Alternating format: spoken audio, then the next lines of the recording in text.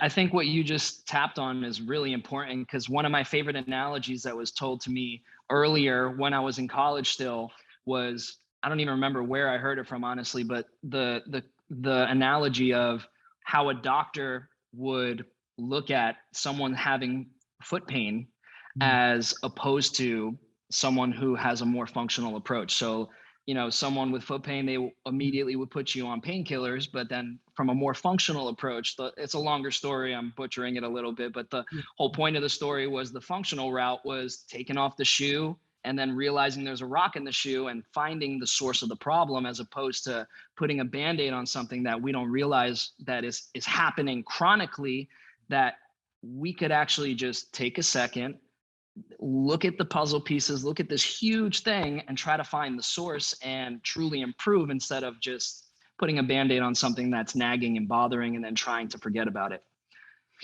yeah, that's a great point. I definitely want to hear that story so I can try to get it under my Yeah, I belt. gotta find the actual one. Yeah, yeah.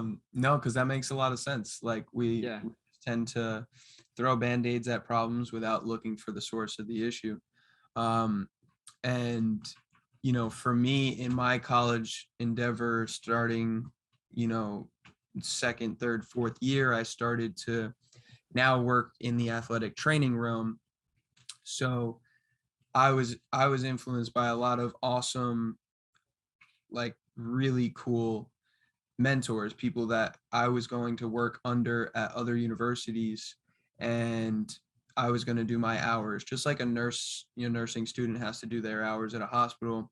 I had to do the very much the same thing in the athletic training room at other universities, other schools, and other work with other teams.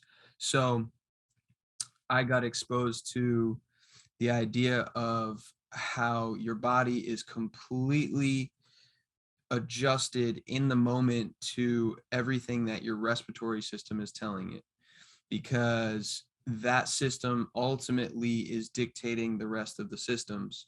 Um, from a survival standpoint, we survive on three things. We need oxygen and carbon dioxide to be at the right, um, the right ratio. We need the right amount of water or enough water, and we need food. And so if there's not anything acutely taking our senses away from us, we don't have a knife in our foot or a saber-tooth tiger in our, direct range of space, then all of it goes into, well, what's my respiratory rate doing? How is my oxygen and carbon dioxide level? The rest of the systems are going to, from a survival standpoint, pay attention to that. So if you hack that system and you start to look at how someone's walking around, how they're breathing, what their rib cage looks like, that's going to tell you where their brain state is, what they're consistently and chronically paying attention to, not letting go of emotionally, how they walk through life. Literally, like what their gait is can tell you so much about what that person is dealing with emotionally, physically. And it's that same idea of like, it's a puzzle piece. So what are we going to look at? What are we going to take away? And now what can we alter or change to make a positive impact and not have to put a band-aid on it? Or, cortisone shots is the big thing down here, right? It's like, let's just Yeah. get a cortisone shot. We're going to put fluid in it. It's going to basically take away the nerve's ability to send an impulse to the brain and give them the warning sign that something is going on wrong there functionally.